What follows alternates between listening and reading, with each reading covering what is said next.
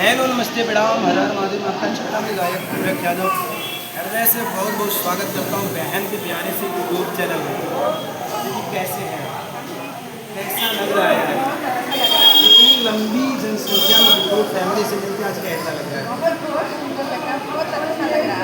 और आज माँ भगवती म्यूजिक रिकॉर्डिंग स्टूडियो जिसके प्रोप्राइटर नीलम बहन है, गीता बहन है, और मैं आभार व्यक्त करता हूँ गीता बहन और नीलम बहन का, जिनके सौजन्य से ये लंबी कतार में यूट्यूब फैमिली उपस्थित था।